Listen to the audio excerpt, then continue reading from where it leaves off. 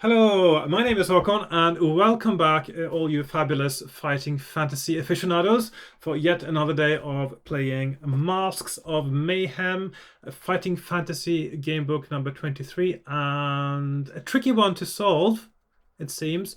I did get rather close to the end last time with a bit of creative cheating, although I don't actually cheat anything that. Um, I cheat in ways that are quite fair, I would say, because the thing is, once you know if I can repeat exactly the same steps that I used to get to the same place, and I would get there and have the same things, making a new choice isn't cheating, it's saving time. I would never pretend to have an item that I haven't found, and I would never pretend to have a clue I haven't found, etc. But I would not. It still is quite a fair way of doing it instead of just reading through all the book again and again and again exactly the same way. It does make sense. Right, so I think I'll just get started. And we're going to start from the beginning again today and see if we can figure out what's going on and what's where. So, yeah, let's just get started. Okay, here we are on my desk. I've got my maps from before. There's loads of maps for this one, actually, which means I have been through most of this book probably already.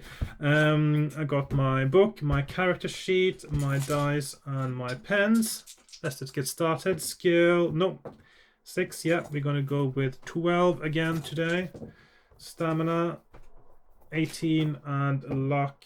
I'll do a bit more. Okay, 12 as well. And then we have provisions, 10, and a potion of. I think I'll go with a potion of stamina with this one. A potion of strength, I believe it is actually officially called in the rules, which is a little bit confusing because strength is often skill. When you are doing a test of strength, you use skill.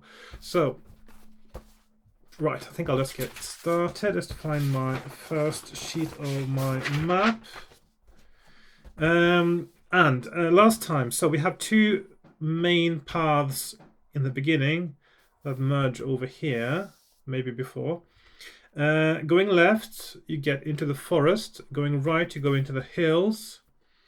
If you go right, you can find a. Is it not on the right here? You find the sword that is +1. Yes, you can find a sword that gives you +1 bonus. If you go left, I know you can find a scepter if you go left, but it did say when you were in that part of the book that you were transported to the hills. I am wondering if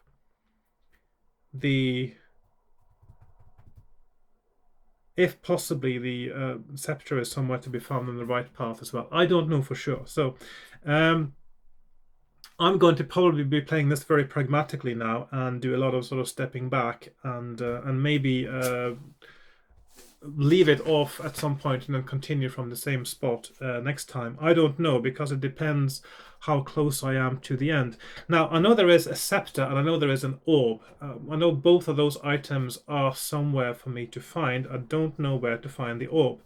So there's still plenty of little nooks and crannies for me to explore that I have to figure out. Right, I think I'll get started.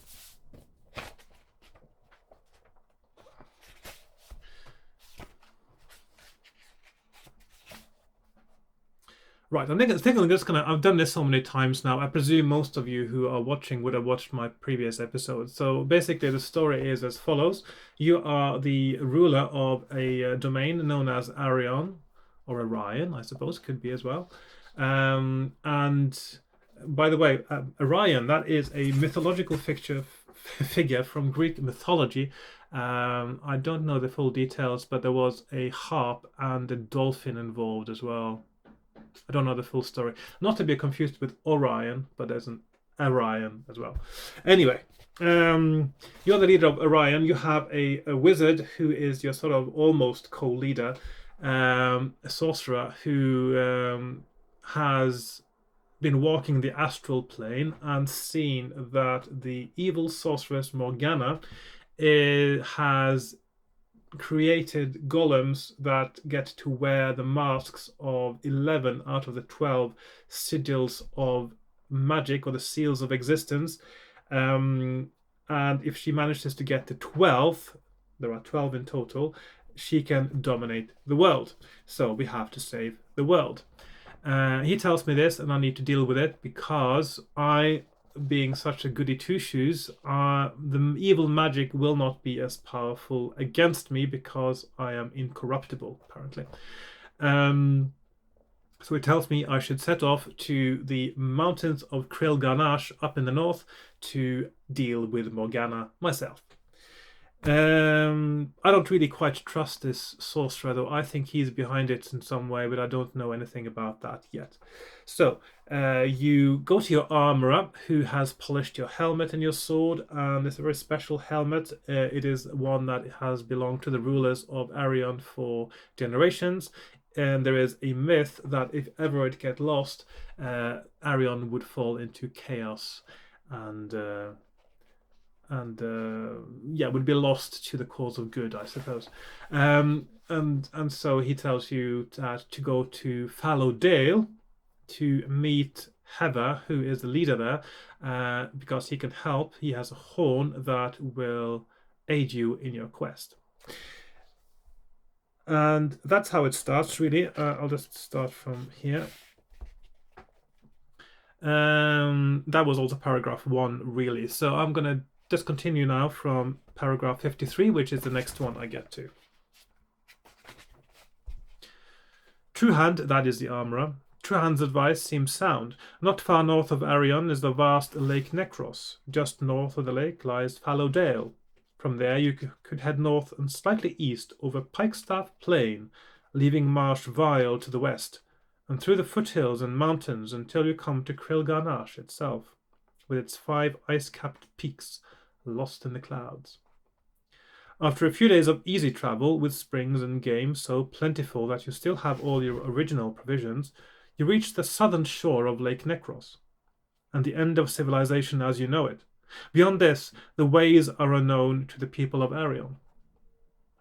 Within memory, Lake Necros has never been crossed. People speak of unfathomable depths, spawning hideous monsters, and also housework happening just across the road. And I'll close my window so I get fewer noises from outside. That doesn't say anything about that in the book. So, strange and mysterious winds and currents which turn the chill, still waters into whirlpools and ungovernable waves. That's a nice sentence.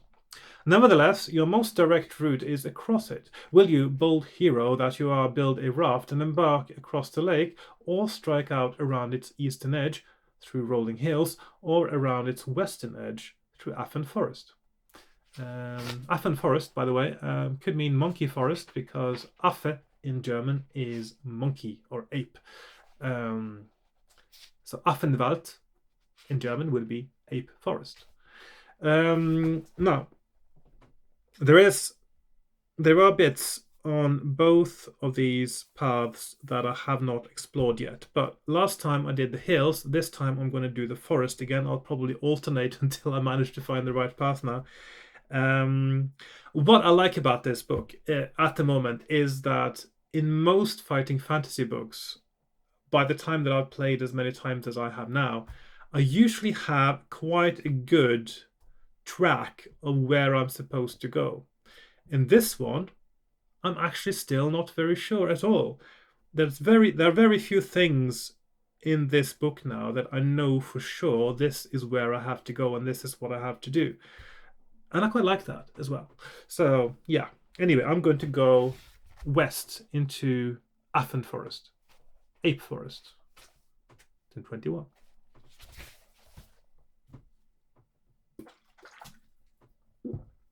Before long, you reach the first trees. As you walk through the forest, keeping the lake in sight on your right hand, the evergreen trees get older and taller. Their branches form a dark canopy above your head, through which only the occasional beam of sunlight breaks. Even these welcome shafts die out as you continue northwards on the first leg of your hazardous journey, but only because night is beginning to fall. Will you camp here by the lakeside, or carry on through the deepening dusk? Now, camping by the lakeside seems very hazardous because I know there are tentacled beasts in the water. I'm never going to do that, but I'm just out of curiosity now. I'm just going to check what happens if you do, because I never checked that before. I just always thought that was a bad idea.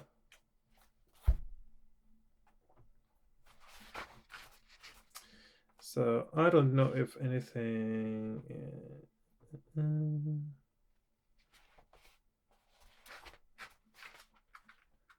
several paragraphs actually covering what's going on. And there's a luck test, which indicates to me that something is happening there.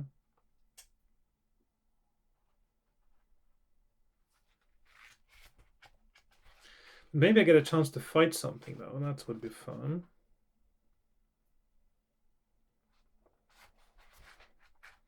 But a lot happening, actually. I think maybe I should just save my game and then try to camp by the lakeside just so we can have a look at the storyline and what goes on there. Because there's a lot of stuff going on. So it would be a shame to miss it just because I'm playing it safe. So let's camp by the lakeside. And go to 316. It's a lot more elaborate than I thought it might be, so it's not just, oh, you die, or anything like that, which I would have come to expect from this book based on a few other paragraphs. Now, there's plenty of dry wood around to start a fire with your flints and tinder, and you soon have a merry blaze going. You chew on some nuts and drink some water from your flask. Will you refill your flask with water from the lake, or settle down to sleep straight away? Now, I don't think I want to refill my flask from the lake, because that sounds a bit dodgy, and I know that it's called Lake Necros. Necros means death. Lake Death. You do not drink the water from a lake called Lake Death, do you? So, let's see, 67, flask, or 226. Sleep.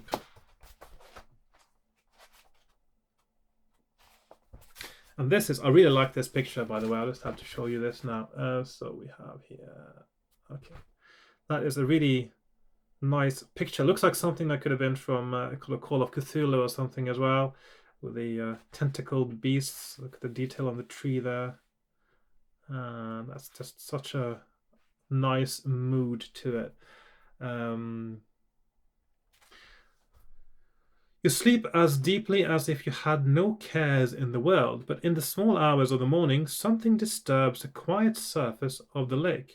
Test your luck. So we have test luck. And unlucky is 280, unlucky, and 257 is lucky. My luck is 9. Let's see, where's my character sheet is gone. So down to 11. 257 is where I'm going. Your dreams abruptly change, and this has got a tick mark. Maybe that's the right way to go. There are lots of these check marks around the book, so I don't know sure what that's supposed to mean. Your dreams abruptly change, and you suddenly wake up crying, "Kevin, no!" only to find something more horrible than your worst nightmare. I suppose that's also a foreshadowing, because something did happen to Kevin. Kevin Truhan, the armorer. The 5 slimy tentacles of a kraken are reaching out of the lake towards you. You repulse the nearest one with a branch snatched from the fire, which gives you time either to run or seize your sword and face the kraken. In for a penny, in for a pound. Let's face the kraken. So, 3, 6, 1, run. 3, 2, 2. Kraken.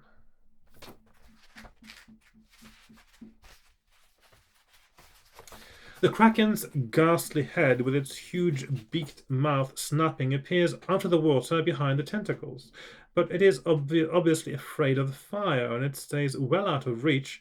You will have to deal with its tentacles rather than going for a killing stroke to the beast itself. Will you fight the tentacles with sword alone, or try to snatch burning branches from the fire to use in combination with your sword?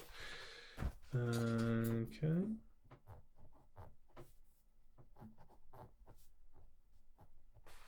A lot going on here, actually, quite a bit. So 379 sword or 207 sword plus. Okay, I'm going to use branches, I suppose.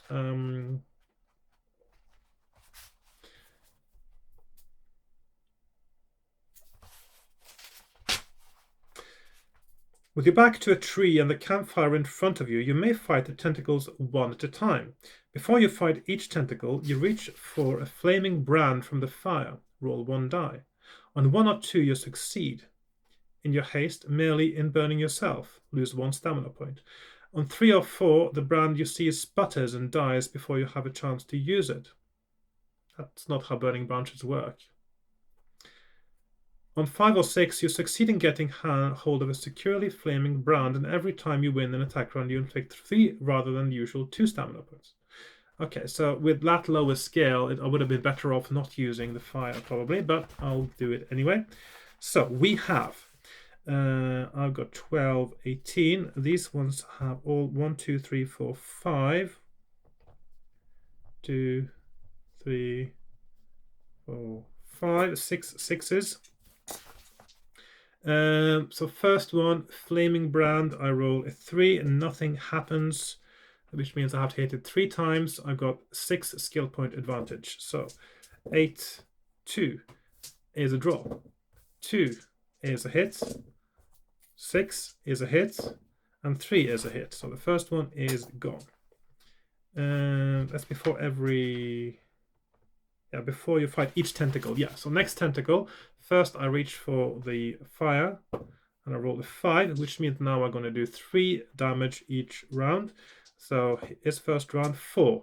He's down 3. And second round, he rolls 10. I roll 9.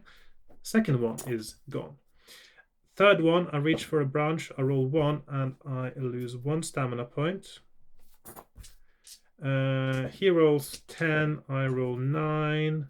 So that's 1 hit. He rolls 6. That's 2 hits. He rolls 8. I roll 8. He is also gone. Next one, branch 2. I injure myself. See, I told you it was a bad idea. And he rolls 11. I roll 10. That's 1 hit. He rolls 7. I roll 8. 2 hits and 7. 10. He is dead. Last one, branch. And again, I injure myself, and he rolls 8, 11, 9, 7, and 9. And that is him also gone.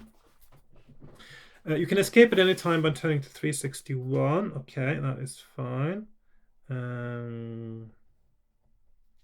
Escape. Though the tentacles will cost you 2 further stamina points, etc. If you stay put and win the battle, turn to 3, 4, 6. So 3, 4, 6. Win. Okay. And again, the check mark. You sit down to rest after your exertions. Then, to your amazement, a spectral army glides across the surface of the lake. There are at least 40 of them, and most are dressed in the battered remnants of armor of bygone days. You jump to your feet in alarm. You can see through them, but you also have no doubt that they are substantial enough to make their presence felt in this earthly realm. While you are wondering what to do, one of them steps forward onto the bank. He was once a man in the prime of life, long-haired and with noble and stern features. "Fear not," his ghostly voice whispers. "You have done us great service. With the death of the Kraken, we, its victims, are released from our bondage to the spectral form. But we repay our debts. Before we go to our final rest in the underworld, we will assist you once in the course of your quest, but my advice would be not to call us except in the direst need. You can summon us. By my name, it is Galrin. Aha! That's how to fight the golems that I met last time. You need to know, yeah. With that, the leader and his host of followers vanish. When the book tells you that you can call on Galrin, turn to 100. For now, add 2 luck points and turn to 385. That is pretty cool. Okay, so this is actually part of the ideal path. Although I think maybe in this case I should do like this. Okay.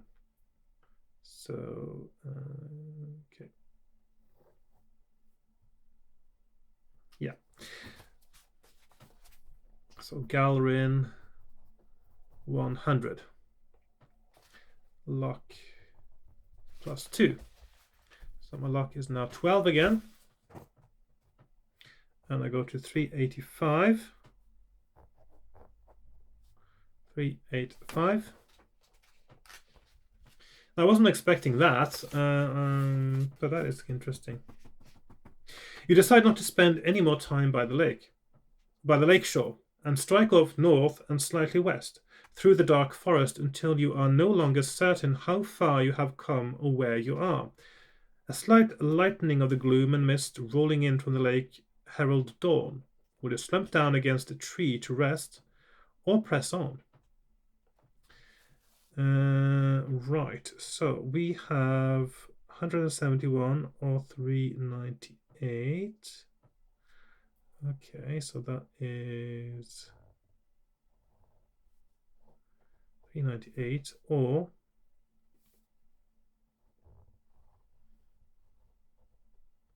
171.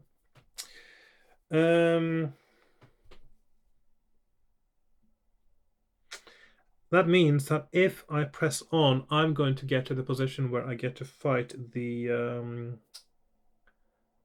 I can't remember what they were again. Some orcs again, was it? Where I can get gold pieces and a garnet ring. And I think I need those. At least it will be useful. So I'm going to keep on going on. 171 is where I'll go.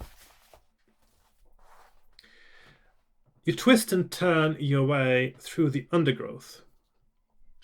But it does not seriously hinder you. Then, with no forewarning, lights blaze from several trees. You have stumbled into the camp of a band of Spriggans. You recognize them immediately from your childhood nurse's descriptions and warnings. They are a grotesquely ugly branch of the fairy folk, who have not inherited the sweet disposition of their cousins. They are cowardly thieves, who prefer to rob old women, but with their ability to bloat themselves to several times their normal diminutive size, they will make formidable foes even for you. There are 6 of them, but if you defeat the first 2, the others will run away. The cowards approach 1 at a time, which is so unlike cowards. Just double check that I'm recording sound. Yes. Can you hear what I'm saying? Yes, and we are recording. Okay, so it's so easy to forget switching on the sound because you're doing all these things automatically. Your sort of camera on, set focus, start the camera. Yeah, it's once you get used to doing this on a regular basis, like I do, it's so easy to forget something. And I don't know if you have noticed, if you watched all my fighting fantasy videos, a few of them, I usually don't make a big deal out of it, but a few of them, the sound actually didn't record from my sound recorder, and I've had to use the one from my overhead camera or my webcam, and it doesn't sound as good, but with a bit of processing and noise reduction, it actually isn't too bad. It is serviceable. So yeah. Right, where was I? Yeah, the Spriggans. So we have 12, 15, and I'm fighting a 6, 8, and a 7, 8. First one, I've got 6 skill point advantage. So that is 1 hit, 8 minus 6, so he can still, yeah. 11, 4. That is actually him hitting me. 8, 9, 4. He is dead. Second one, I've got a 5 skill point advantage. He rolls a 5, so that is 1 hit. He rolls a 5, that's another hit. He rolls rolls is the word I was going for, not right. And 10, 11. So he is also dead. And I win and go to 106. The fleeing Spriggans did not gather up all their belongings. You find 10 gold pieces, gold 10, and a large garnet ring. Garnet ring. But nothing else of value. The Spriggans had evidently been a thieving party. You decide to spend what remains of the night in the welcome light of the Spriggans' magical lamps, which will disappear at full light, but until then, you reckon, will keep any further hostile creatures at bay. In fact, the time does pass quietly. In the morning, with the mist from the lake drifting between the trees, you discover 2 paths. Oh, there is the mist, actually. There was a mist that I was wondering where that came from the last time. I just missed it. But 2 paths, both heading roughly north. Will you take the northwest or the northeast path? So we have, I should eat actually. So I'm going to eat 1 ration of food, and I'm back up to 17 stamina. And then I have to decide whether to go northwest. Ooh. Now, if I go northwest, either I die or I skip all this other bit. So I'm not going to do that. I'm not going to go that way, because that takes me straight to the next one. So I think that I'm going to do like that. No, that's the wrong way to go. Not deadly, but the wrong way. So I'm going to go to 398.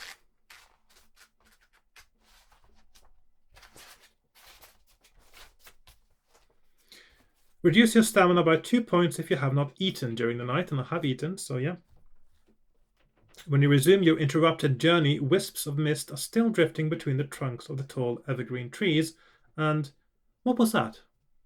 Was it just a patch of mist at the edge of your vision, or was it some living creature? An arrow thudding into a tree trunk centimeters from your head soon answers these questions. Yeah, it was the mist. Or not. Will you remain motionless or duck down into the undergrowth? Now, last time I did... If you duck down, you go sort of back into the remain motionless one. But these people are eventually going to help me. So I'm just wondering now what happens if you... Yeah. So I'm just going to stand still. 6 wood elves step up to you with a mixture of curiosity and caution, and then politely but firmly lead you away. Will you make a break for it, turn to 130, or let yourself be taken? I'm going to let myself be taken. I just want to see what happens if you do make a break for it, because I know these guys can help me. So you're just testing your luck. I don't know what happens next. I'm going to let myself be taken anyway. Not going to go down the other path. The wood elves eventually stop in an empty clearing, speak some words in an arcane liquid language, and immediately their village is visible in the clearing. Of course. Wood elves' villages are often protected by magic. You are taken to the largest hut, which is set well apart from the others at the far end of the village. Inside, the chief elf and his shaman are gazing seriously into a crystal mirror. Is that the mirror that... I'm just wondering now, is that the mirror that Heba wanted in exchange for his horn?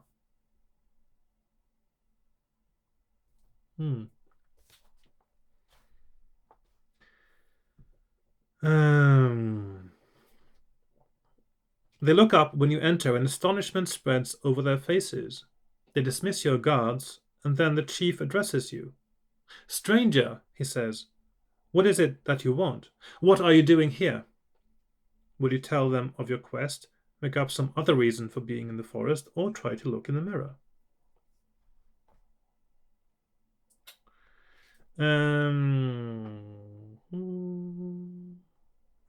Now, I know that telling the truth on my quest does seem to be a beneficial thing to do. I just want to, out of curiosity now, and because I've played it several times now, I will want to look and see what happens if you do something else.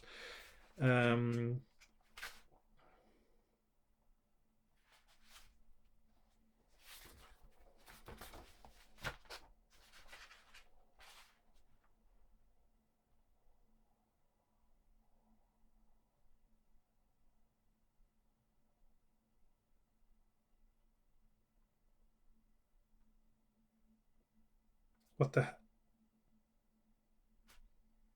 Huh? You're gonna be joking me. That is. You know how I go on about how the narrative is a little bit of weirdly strung together? Yeah. If you choose to look in the mirror, then suddenly you just try to kill them as well to take the mirror, which doesn't really follow logically from anything else, really.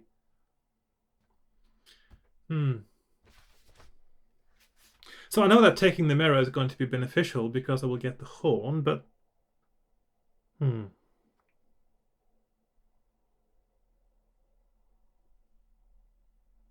that is just so strange. And also, the thing is, I know that they can transport me to the place where I eventually find the scepter, but is there any other way to get to the same place?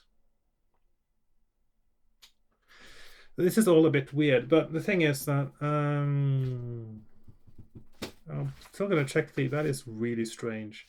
You're supposed to be a really good person, and then suddenly you sort of, oh, that's a nice mirror. I'll have that. I'll kill you now. That doesn't go at all.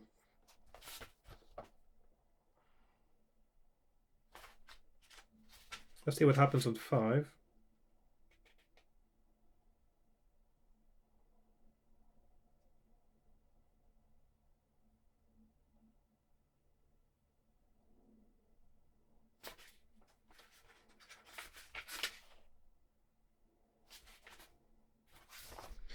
That is really bizarre.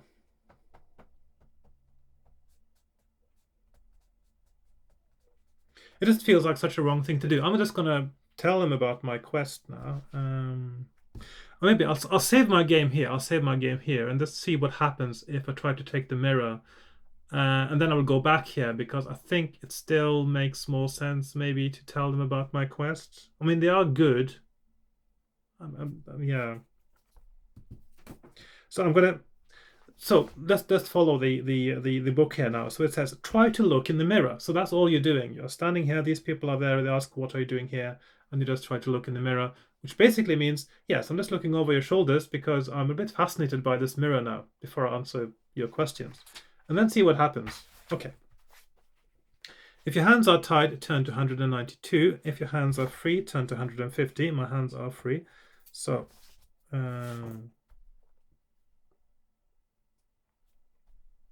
let's put those options up here. So free hands, 150, free or 192, tied. So, and my hands are free. I don't try to look at the mirror. Just glancing at the mirror a little bit. My hands are free. What happens next? The shaman raises his hands to cast a spell, and the chief draws his sword. Why? With one swift movement, you draw your own sword, laughing inwardly that these stupid, trusting elves did not disarm you and kill the shaman. Then you face the elf chief. So, basically, everything you're told about your own character is a lie. You are actually evil, because only an evil person would do that. I'm very disappointed because I thought I was supposed to be a good and benevolent person now. It's even in the introduction. It's part of the plot. It's part of why you are the one who has to go and deal with the evil sorcery, because you are so good you won't be corrupted by it. But I find out now that you are actually an evil person who will kill a wood elf for their mirror.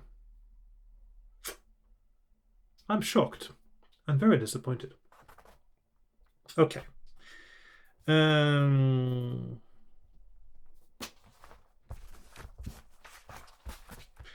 So I'm at 12, 17. He's got 7, 10. I've got a 5 skill point advantage as I'm fighting the Wood Elf Chief. He rolls 5, so he's down to 8. He rolls 6, so he's down to 6. He rolls 6, he's down to 4. He rolls 9, so I have to roll as well. 5. He rolls 8, I roll 8, and he is dead. And then it says, if you win, you seize your prize, the mirror. Almost as if you were willing to kill them for the mirror. I'm going to put mirror on the right here, in case I'm going to backtrack now. Will you look in it straight away, turn to 209, or keep it for later, turn to 351. So let's see, mirror.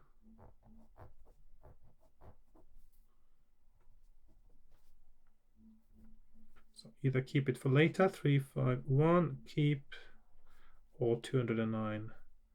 Look, I may as well just look in it now, see what happens. So, of course, the mirror forms a vortex which sucks you in and you are lost forever, which makes sense because it's a magic mirror and you don't know how to use it. So that is the end. But keep. Let's see what happens next. I'm a bit curious what this path is going to be now. You sneak out of the chief's hut, which is easy since it is set apart from the other huts, and continue towards Fallow Dale. Turn to 115. And then the question is 115 already on my map?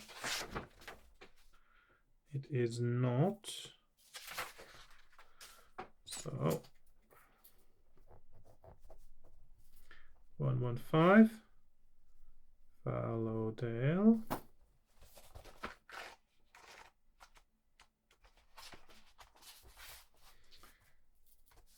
Reduce your stamina by 2 if you have not eaten while in the forest. I have eaten while in the forest. -2 stamina. And the route you are taking shortly offers you a choice between 2 paths. If you take the one which disappears into the trees to the northwest, turn to 263. Okay, so that is... Oh, hang on, I'm back at 115. Ah. Okay, so I don't need to do that. I just need to...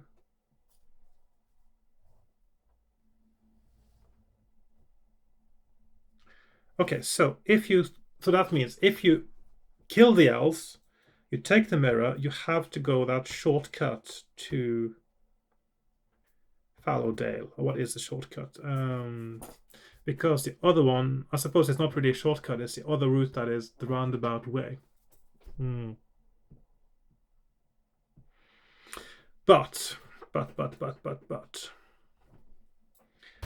I still think that, I don't know, it just sounds a little bit, it's so out of character, it's a little bit dodgy.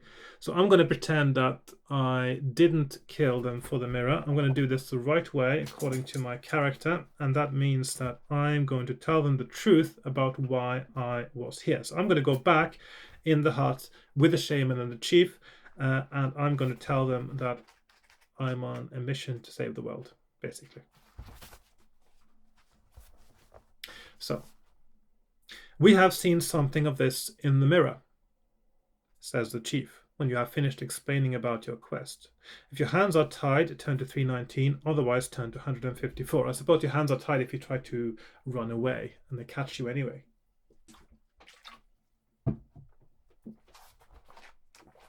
$154. You may ask one question of us to aid you in your quest, says the chief. Will you ask about Galrin, what they have seen in the mirror, or for free passage through the forest? So that's where I heard the name Galrin before. I knew I'd heard it because last time when I got to the Krill Ganache Mountains and I found the cave with the golems and the name Galrin was mentioned, it did sound familiar, and this is where it's from because I was actually able to ask them about Galrin. So If I ask what they've seen in the mirror, that seems like a good choice. Now I'm going to save my game again and just see what happens if I ask about Galred. No sooner do you mention Galrin's name than he appears with his spectral army, and in no time at all... What the bloody what? If you ask about Galrin, he's actually summoned...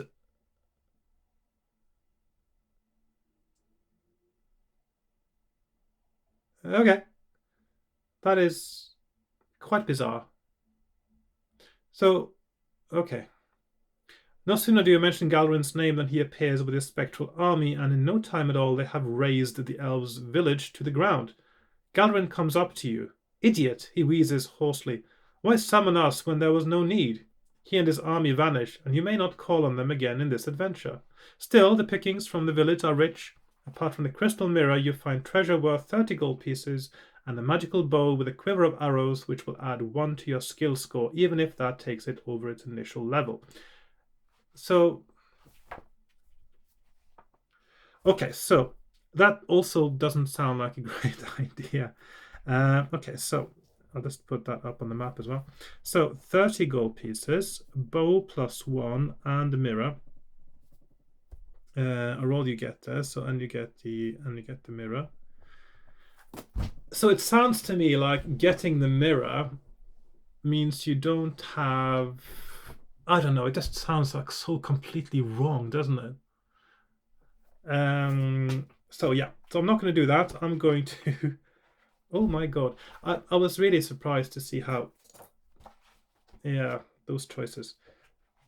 No, they certainly add a lot of color to it, but of course I don't like it when you have choices that are not in character with what you are described as being like, or that don't give you a choice to be good when you're supposed to be the hero, for instance. So I had another experience like that when I was playing. I don't know if you watched the episode, but it was in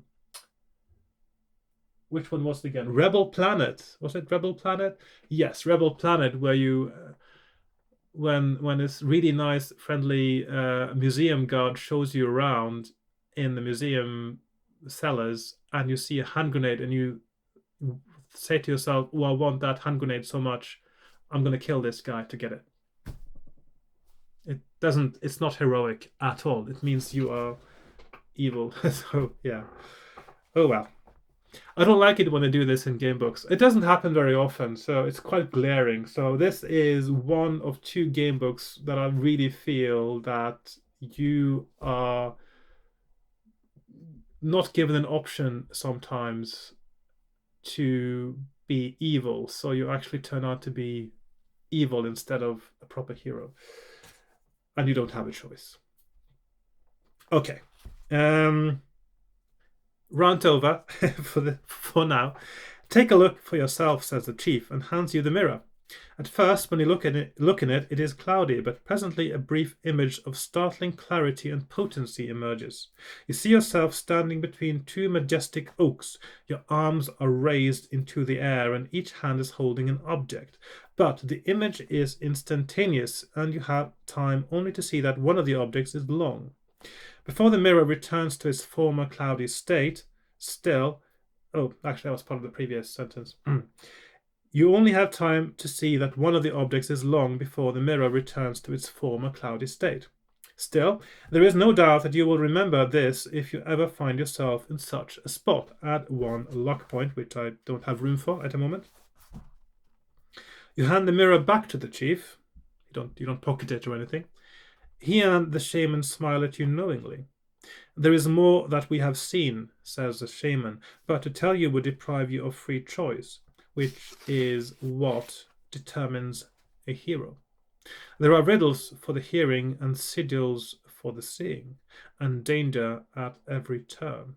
The true path is narrow, but now you must continue your quest elsewhere. He mutters a spell, the village begins to dissolve, and you feel yourself floating. Turn to 382. Now this does sound to me like the right path, doesn't it?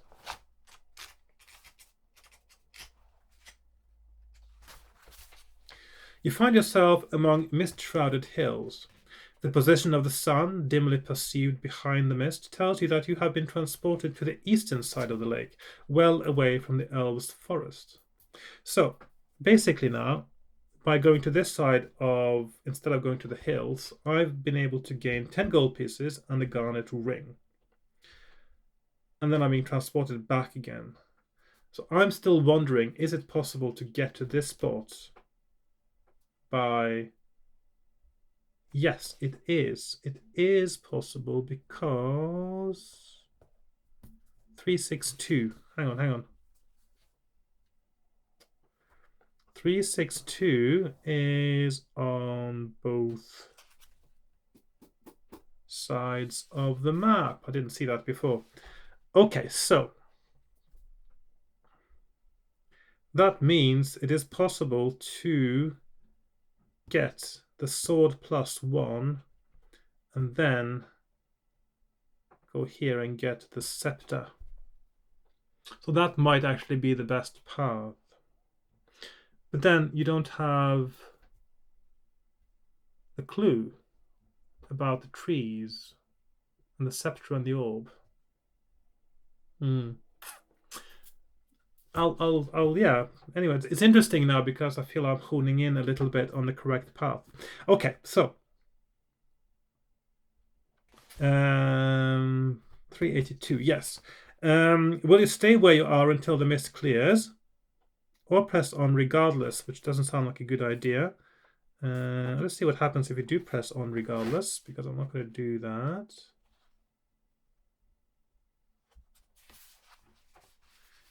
Because that leads you to... Hang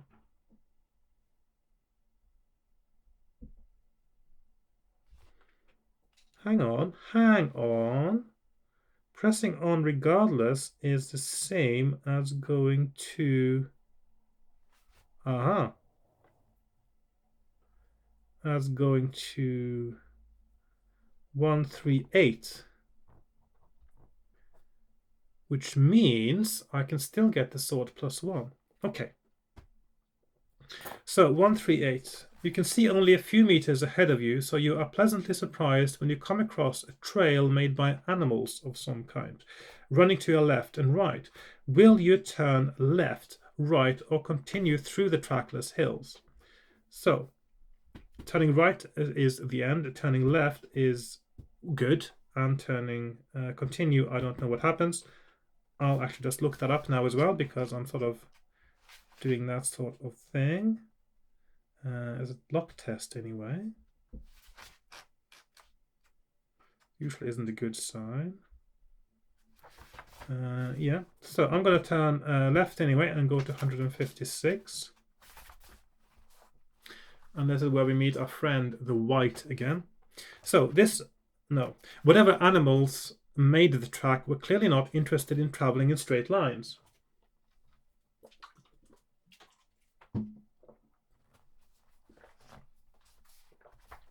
Even with your limited vision and muddled sense of direction, you can tell that your course is meandering all over the place. Still, you stick to the track and it eventually takes you to the top of a hill, where ancient monoliths just like pitted teeth through the swirling... No, where ancient monoliths jut like pitted teeth through the swirling mist. That's almost a tongue twister. The wind picks up and howls eerily across the hilltop. Then a hollow voice sounds from all around you. Who is this who dares disturb the sacred place of the whites? No matter. The penalty is fixed. The mist in the center of the stone solidifies into a figure. On its head is a crown of pale fire, and in its hand a glittering sword. Wherever you run, it seems to block your way. You must stand and fight.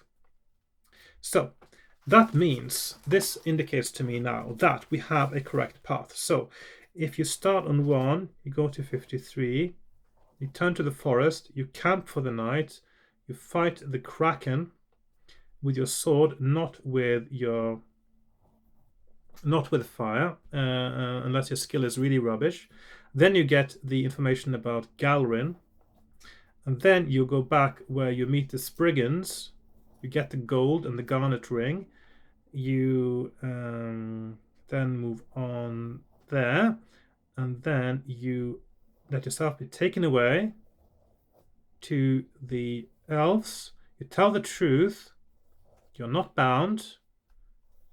You look in the mirror, or you're shown the mirror rather, and then you come here, and then you come here, and then you are taken there and there and there, and that is how the absolute correct path for the beginning of the game. Yes. Result. Okay. I'm feeling quite happy now to have found the correct path in the beginning anyway. So that means that by the time I finish playing this game today, I will certainly know how the beginning goes, and I can sort of speed through it quite quickly. So we have a white with 9, 12, and I am at the moment on 12, 17. So I've got a 3 skill point advantage. 8, 9, 3, 10, 11, 11, 4, 7, 7, 9, 8, 11. Okay, so the white is now vanquished. Not dead, really, because he was dead before. Surely he's a white, he's an undead. If you win, you take the white's sword, which means my skill is 13, which turns out to be of ancient and noble design. Obviously the lost property of some long-dead king. Actually, the white could be a long-dead king. Slain in times past by this evil white. Add 1 to your skill score. So we got sword plus 1.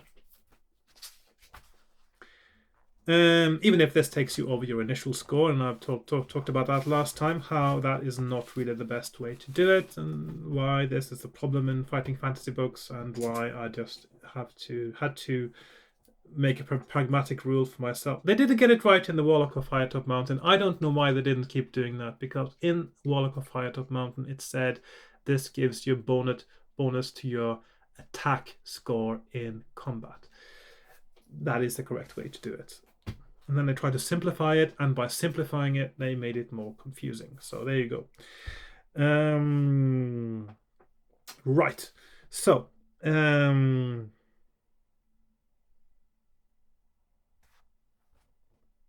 where was I? Yes. I completely lost my bearing now. Where am I supposed to be? 156. Yes. Okay. Will you now stay where you are until the mist clears, or continue on your way? So, if I continue on my way, I get to the other place where I get into the abandoned mine. But if I stay, I get to the place where I can get the scepter, and that is where I'm going. So I'm going to stay and go to 362, which brings me up here on my map now.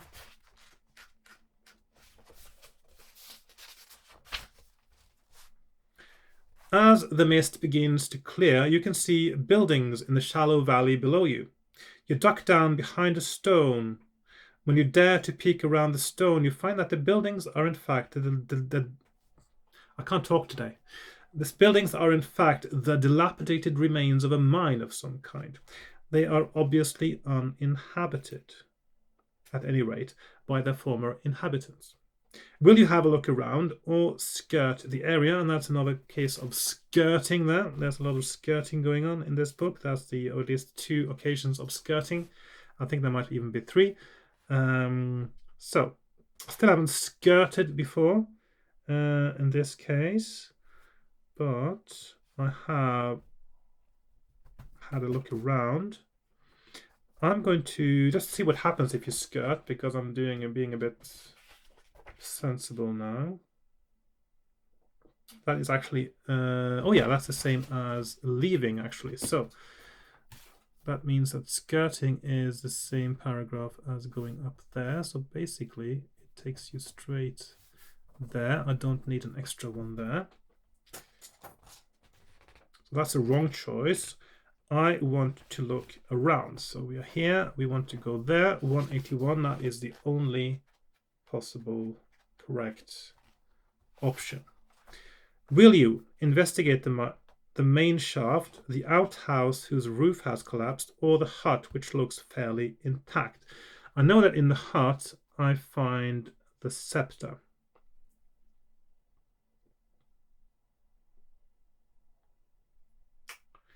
So, I'm wondering if you go to the mine shaft again, is that the same as the mine you get into over here, maybe? Probably is.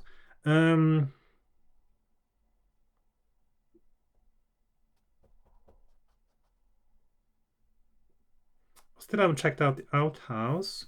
I'm going to start with the hut because I know that there's something there that I need. So 107. It takes your eyes a few moments to adjust to the gloom after the bright sunshine outside. Then you see that although the ceiling is festooned with cobwebs, the floor is fairly free of dust. There is a table with a wooden bowl and spoon on it, and a crudely made stool tucked underneath. Will you leave before the occupant of the hut appears, or look around? I'm going to look around.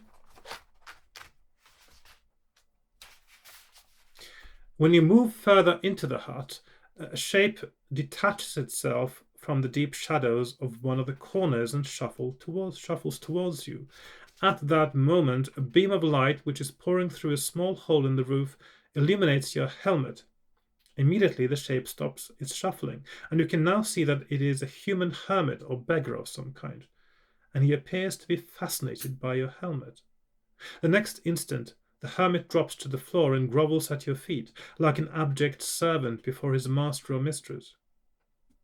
They told me, he whimpers, half in ecstasy, half in fear. They told me you would come. This is a bit alarming. Who told you? You ask. The voices! The voices! Is all the reply you get. The poor man is obviously crazy. Will you leave before the owners of the voices find you there, or question the hermit further? I'm going to question him further. I'm going to take a sip of water as well, because this is thirsty work.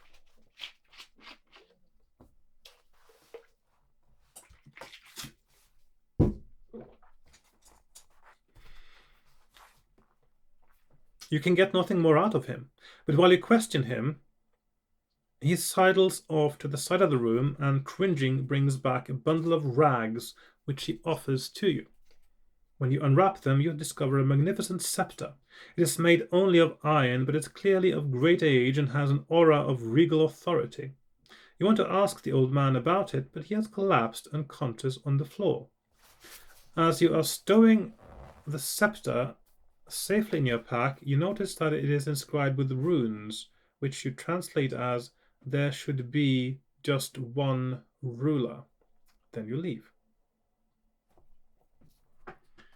Yeah. One ruler. 2231. I thought maybe there should be, when I got to the tree, or the trees, the oak trees, which is part of the vision, that you could see where the elves, in the elves' mirror, where you stand between the oak trees with a scepter and the orb. I think there was some question of a paragraph reference, so maybe I don't get that here. I thought maybe I would get a number for the scepter and the number for the orb, and I had to put them together. But yeah, unless the number is 1, which doesn't make any sense really.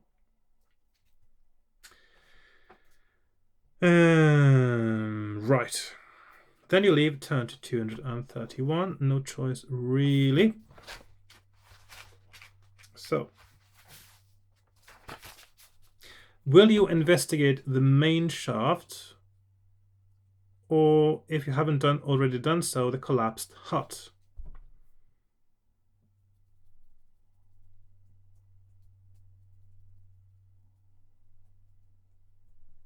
So,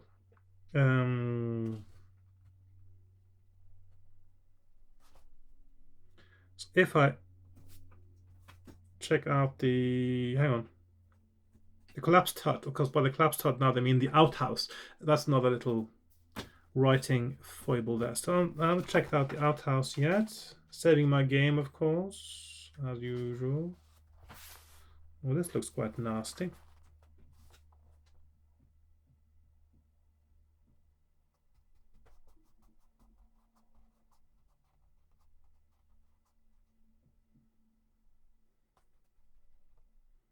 Yeah. No point really. It's just a battle against vermin. I'm just going to pretend I didn't do that, and it seems like that is just a complete waste of time and stamina potentially. And check out the main shaft.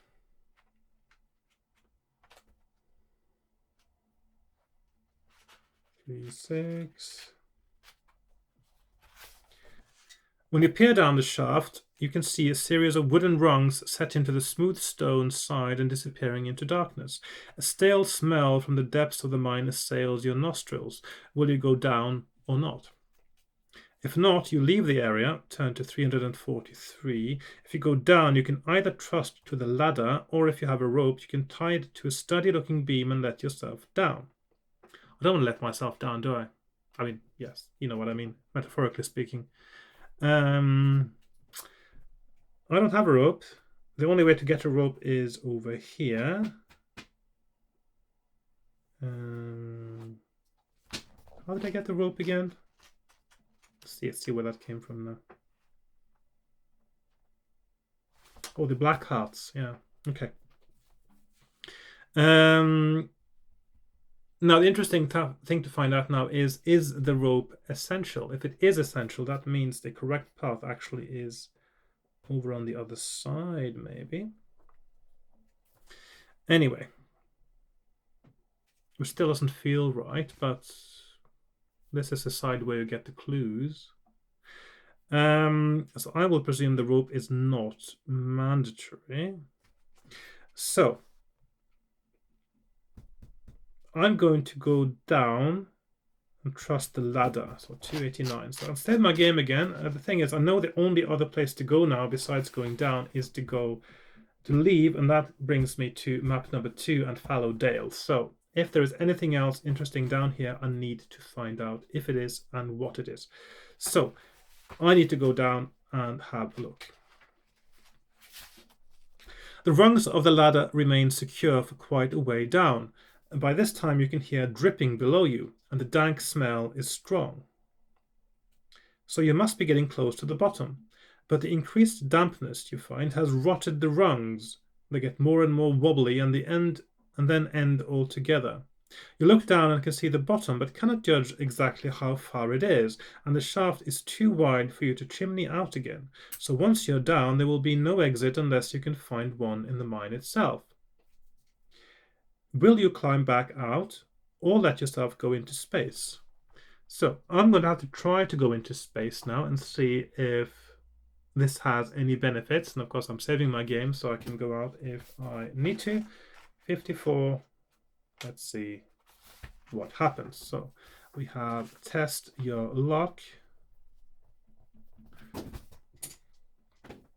Yeah, didn't really need to roll, but there you go. And the results for testing luck is 1, 2, 4, or 18. 18 unlucky. And 1, 2, 4 lucky.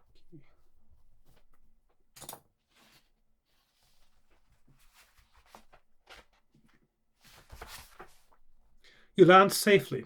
Turn to 313. Okay.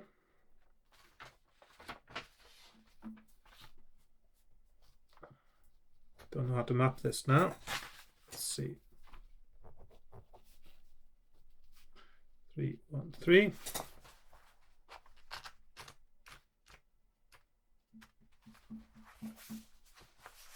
You pick yourself up and look around. Mosses and lichens have sprouted on the floor and the well-made walls and moisture drips. You wouldn't get lichen in the darkness. You get mosses, but not lichen. Lichen needs more light. Oh well, mosses too really need light, but Also, lichens, they like it where it's dry and not where it's damp. You wouldn't really get mosses either. I mean, you wouldn't get mosses or lichens because they need light. So what you get in a cave that is dark is you get just sort of bacteria feeding off something if there is something there to feed off of.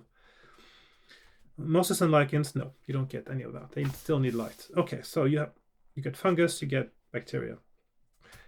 And moisture drips and forms puddles. The tunnel extends in both directions. Will you go west or east? And that's any of this the same as the one we had before. 237 or 213. I'm just having a look over here. Don't recognize any of those numbers from the map of the other part there. I'm thinking maybe I need to do a separate map for this. So I'm going to do like so, and then we go to a separate map for the cave here, 313. Otherwise, it will be impossible to navigate by if this turns out to be more than 4 squares, or four paragraphs rather. So 313, which comes from 124. So 124 leading to 313, and I can go either east or west. So that is there we are, east or west. 237 west or 213 east. This is the mine. I'm going to try going west first of all.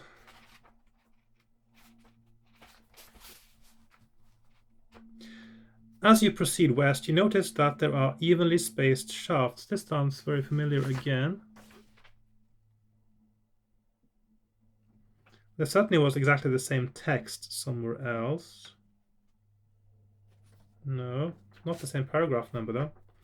There are evenly spaced shafts smaller than the one you came down, drilled through to the ground above. These afford light and air, but are out of reach and unclimbable. You conclude that the mine was once worked by slaves. It is exactly the same. I'm just wondering if this has, in this book, actually, is this mine bit, is that just duplicated for both of these mine shafts with different paragraph numbers? Because it's exactly the same text. You conclude that the mine was once worked by slaves who needed to breathe and see, but also to be prevented from escaping. It turns out that this was a copper mine. The vein is worked out, but you find a nugget of greenish ore and keep it. So, copper ore. Later, a side passage opens up to your left. Will you take it? 283, or continue along the main tunnel. This is exactly the same as the other one. 364, 283. That's side, main. Now what was in the side passage up here? Bats. I'm just going to check if there are bats in the side passage now, because if there are, no, that's not. It's not. No, it's a different one. It's slightly different, this one. Okay, so I'm going to do the side passage. The passage does not extend very far and shows signs of having been one of the more recent phases, and that is faces misspelt as faces rather than phases. Recent phases of the mine. You find an old pickaxe. The handle has rotted away, but the head, though rusty, is sound. So we've got pickaxe, axe, head, which is one of the items I was asked before if I had when I went into the other part of the mine, or maybe the same mine last time. You can take it if you want before returning to the main tunnel. So will you continue west or return past the main shaft and travel east? Which which is now 388, which is not the same paragraph as you got before. 388 is, there's no 388 in the other part of the map. I'm going to continue maybe down the main shaft.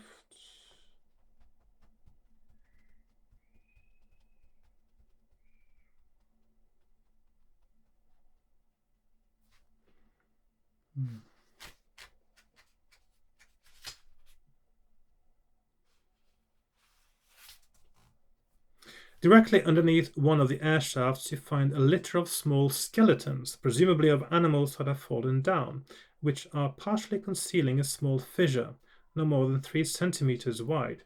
Will you investigate or carry on? So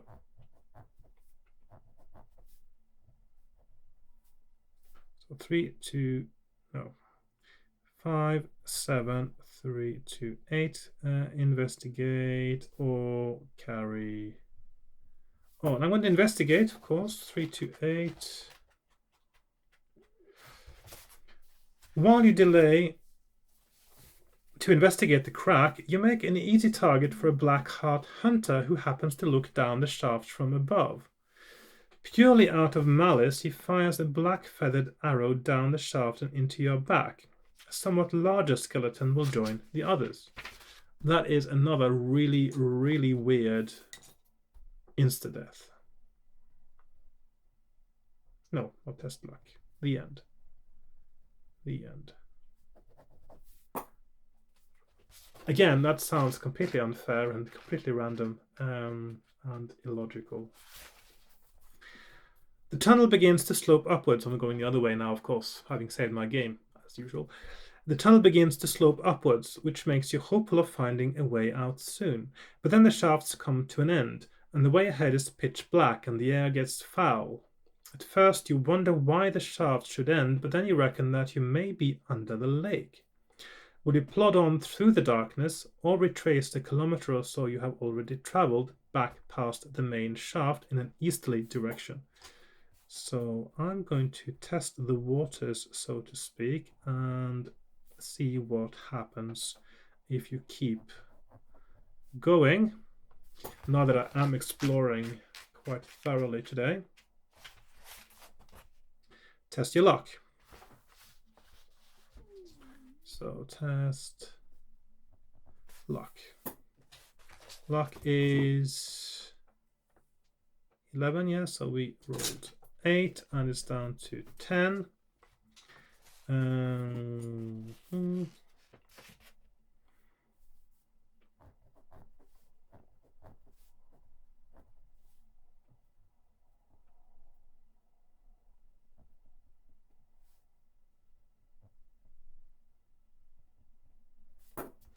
Let's see what happens if you're unlucky. I presume that means you're dying, probably.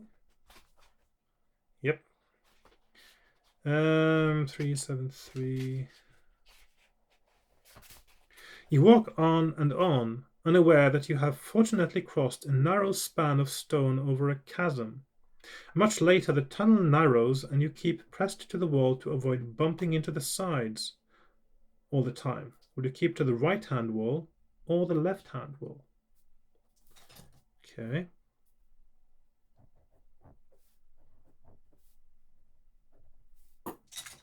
Suppose this will also end the end there. So 61 right or 309 left. So I'm going to keep to the right, saving my game as usual. Soon you are crawling on hands and knees, then the tunnel ends.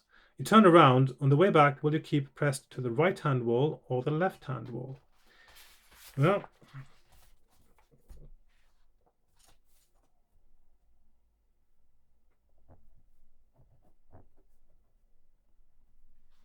I'm going to do the left-hand wall in that case, but I'm just going to check now what happens if you do the other wall. I'm not going to go here again ever, probably.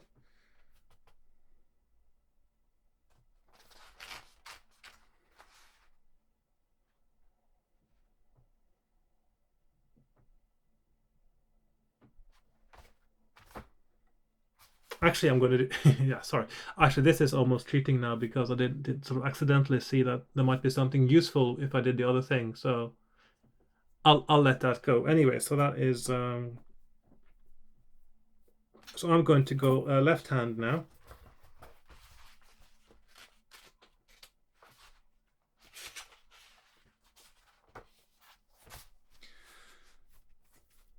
After a while, the wall abruptly comes to an end. You lose your balance and fall into a room hollowed out of the rock. There are confused scuffles, and then a lamp is lit. Perhaps this was once a guard room for whatever beings were in charge of the mine, but now it is occupied by a family of Doragars. Doragars are an immensely strong race, a cross between orcs and trolls, and were often used for hard physical labor like mining.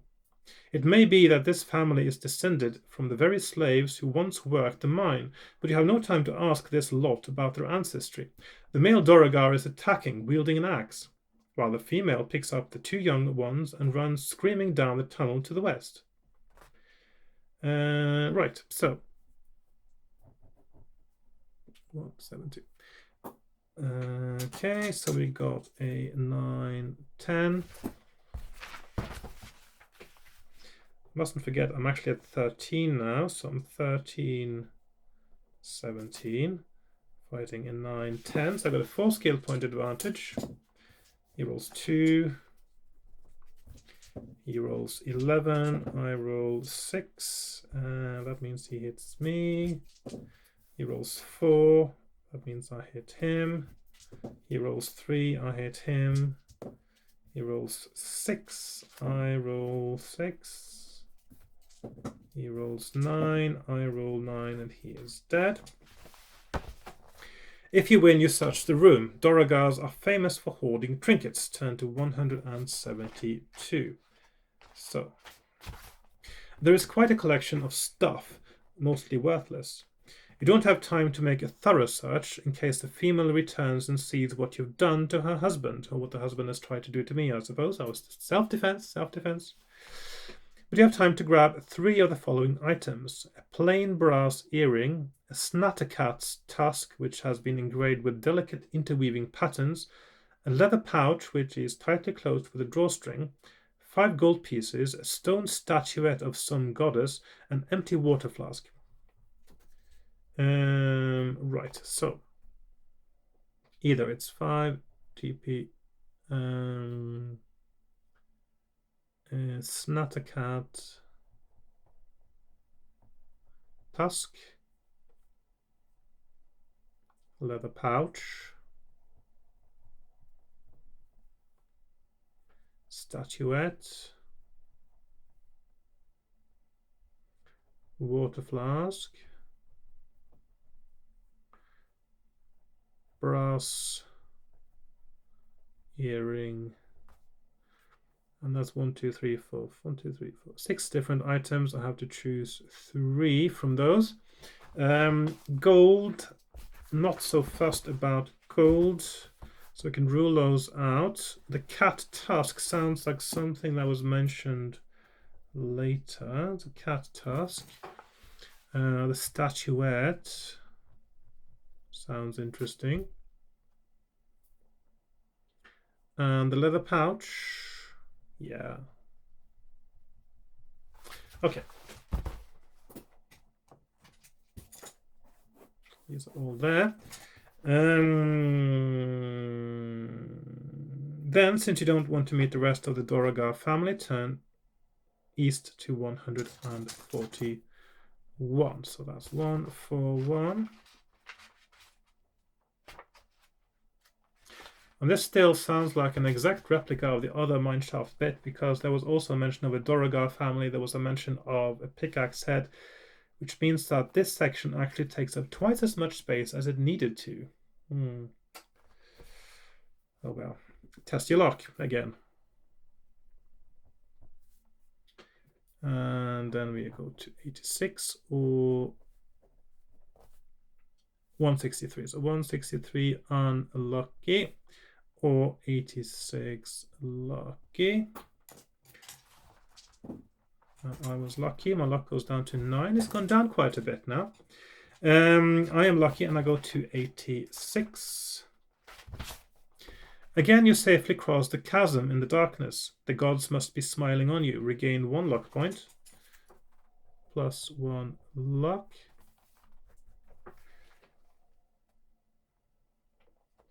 If you have not stopped to eat provisions so far during your underground journey, lose 2 stamina points. Okay, that's a bit rubbish. 1, 3.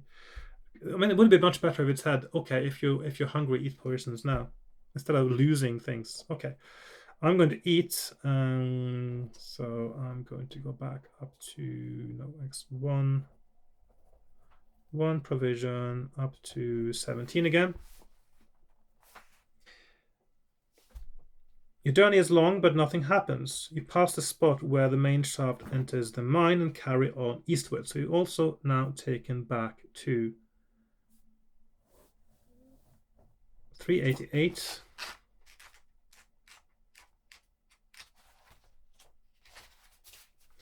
About half a kilometer beyond the main shaft, a side passage opens up to your right. A truly horrible smell is issuing from it. This is the one where the bats are. And here I see that now the rest of the cave is identical to the one we had before. So that's 325 and 370 are now our options.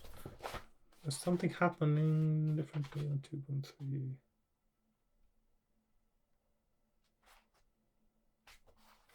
Yes, because now we are back on the same paragraph numbers as in the one we had before. So, right. That means that when we get to 388, and then we have 388, I'll just do an exit on 388 here. So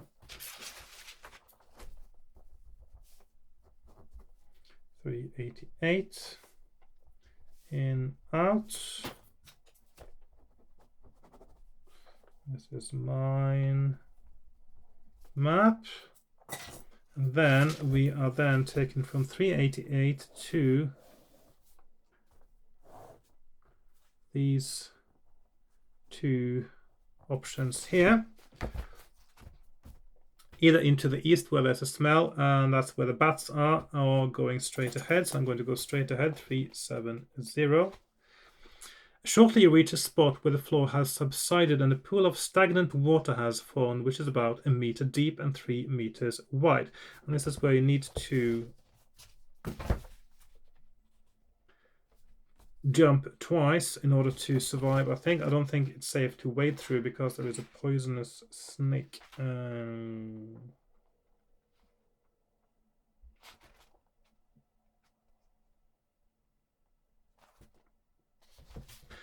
Unless it's easier with a...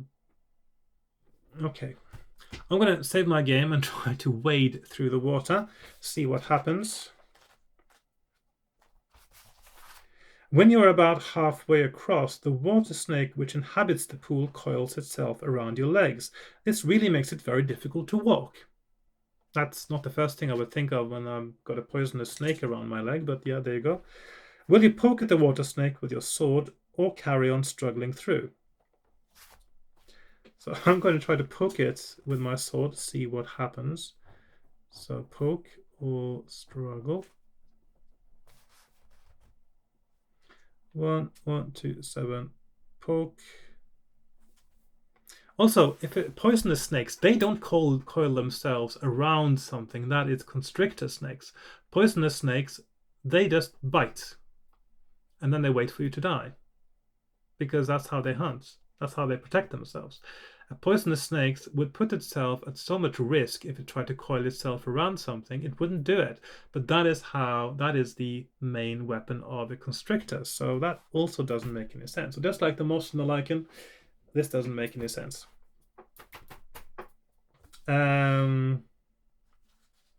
Right. So Poke the sword 127 or 104. Struggle. So I'm going to poke it with my sword, trying not to chop my own leg off. Roll 2 dice if it's less than or equal to your skill score. So test skill.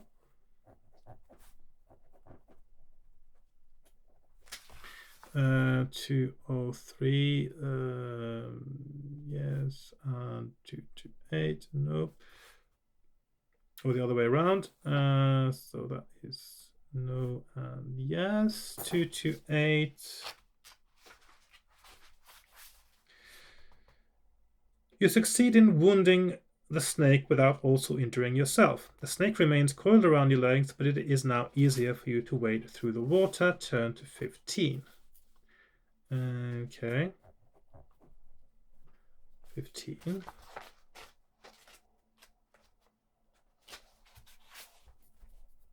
You struggle to the other side of the pool, where it is easy to dispatch the snake with your sword, thanking your lucky stars that it was not poisonous as well. Hang on. Didn't it already said it was poisonous?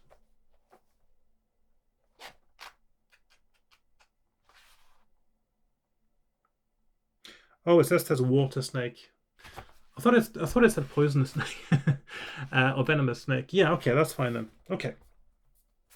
So it was a constrictor then. That's fine. Yeah, just sort of mixed things up in my head there. I thought it was described as a poisonous or venomous snake. So what's the difference between a poisonous snake and a venomous snake? Are snakes poisonous? No, they're not. If you can eat them and you don't die. They are venomous. That means they are distributors of venom as a weapon or defense or attack. That means venomous. Poisonous means what happens when you eat them. Venomous is what they do. So yeah. So snakes aren't poisonous. They are, well, not usually. They are venomous. Big difference. Right.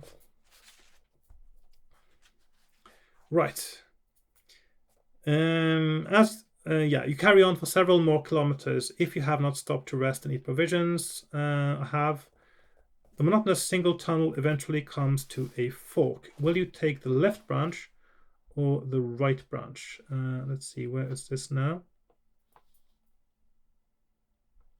Are we actually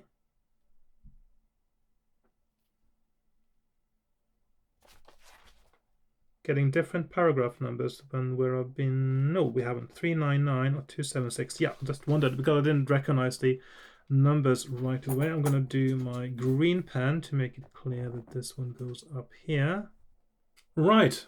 I don't actually know what happened there. There was something happened with my camera where it would only record 14 seconds and then stop. And I tried a few times and it only recorded 14 seconds and then it stopped. So I've offloaded the memory card and let it just switched it off for a little while, and hopefully it will now behave again. So it's looking good at the moment. Right, so I was at the point I was supposed to decide to go left or right, and I know that if I go right, I can use my pickaxe head to get out of the mine. Maybe I should go for that and see how that works out. So I'm going to go to 292.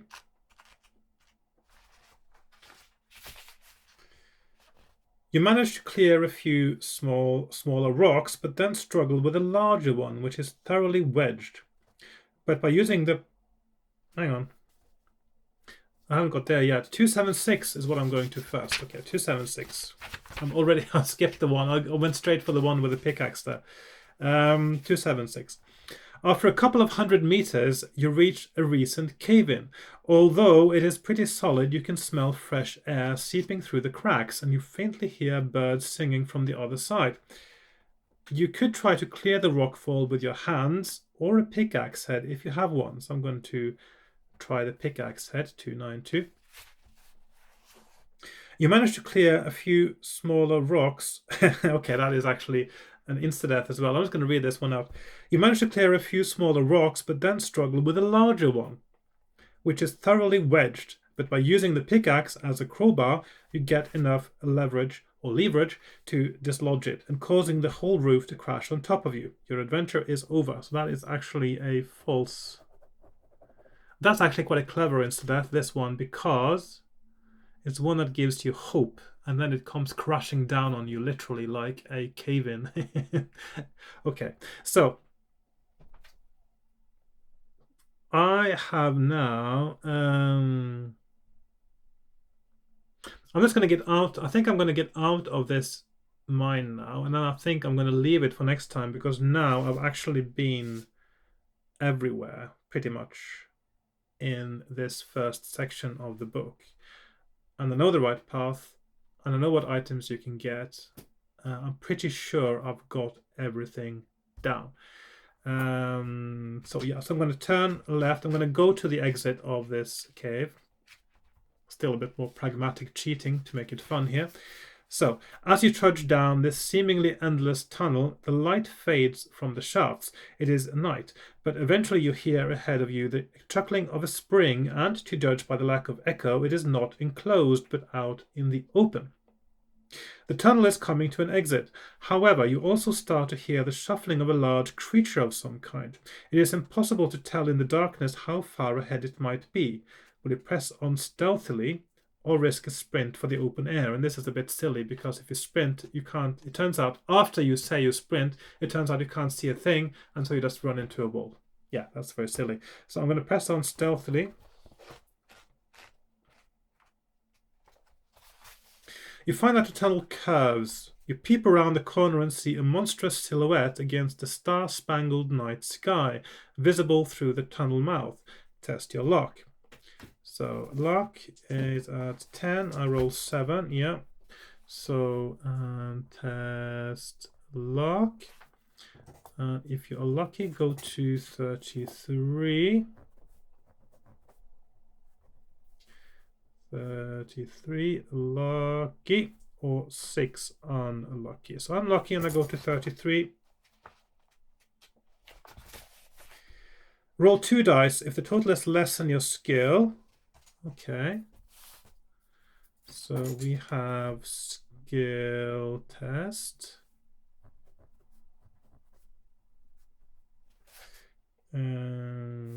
Actually, one of them is 6 again.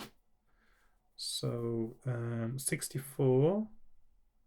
Yeah, so if you fail the skill test, it's the same as being unlucky on the previous one. I've got 13 skill. I don't need to roll for that.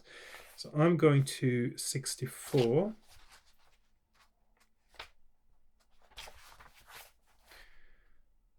You use your head and grope for something on the floor. It turns out, by the feel of it, to be a small skull. You toss this so that it lands in the tunnel mouth, and the creature lumbers over there. This enables you to see your opponent clearly. It is a Nandi bear, which must have been using the disused mine entrance as its den. You will have to fight it, but you are able to creep up behind it and wound it first. Roll 1 die and reduce its stamina by that much, and also to fight it in the tunnel mouth, where your skill will not be impaired by darkness.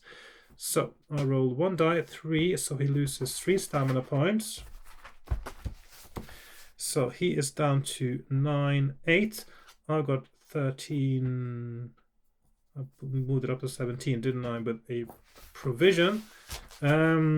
So I've got 4 skill point advantage. He rolls 9, I roll 9. He rolls 4, I roll 9. He rolls 7, I roll 4. And he rolls 7, I roll 4 again. So that's him dead. I win and I go to 222. You decide to spend the night in the Nandi Bear's cave. You use your flints and tinder to start a fire out of sticks and logs which you find in and around the cave, and make yourself comfortable. If you met the Doragar family in the mine, turn to 112. I did.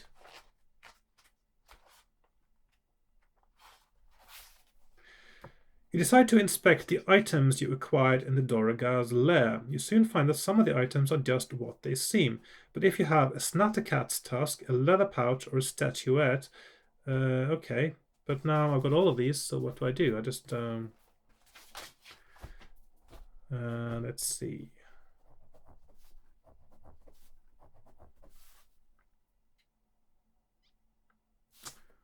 So I'm going to now go here, see what happens with these. 301, 331, and 30. Statuette, pouch, tusk. Okay, let's just find out what these items are then. So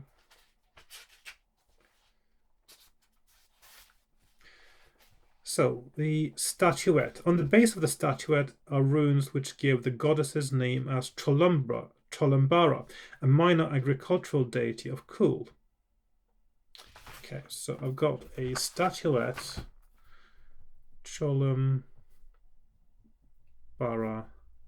statuette, and I've seen references to that later. The pouch, 331.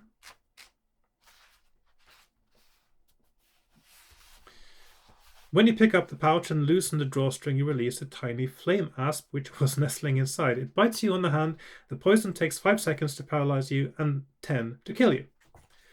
The end. The end. So do not pick the pouch. Pouch. Do not pick the pouch. Okay. And then we have the tooth, 301. On close inspection, the tusk turns out to have 11 tiny dragons intricately engraved on it. It also has a lid, which you screw off. Inside you find 8 identical seeds. They look like apple pips to you. Somebody has gone to a lot of trouble over them, so you decide to hang on to them. That looks interesting. So, and this is where I think I'll finish for the day. So I've concluded that the pouch, of course, you're not taking the pouch. You're taking the tooth and the statuette, and the gold probably as well would be the correct thing to take from the Doraga's lair. So Doraga's. So that means I now know everything that goes on in the first section of the map. I know about how to get the Galrin, I know how to get the scepter, I know that I can get the sword as well as the clues over here. I know I can get the scepter.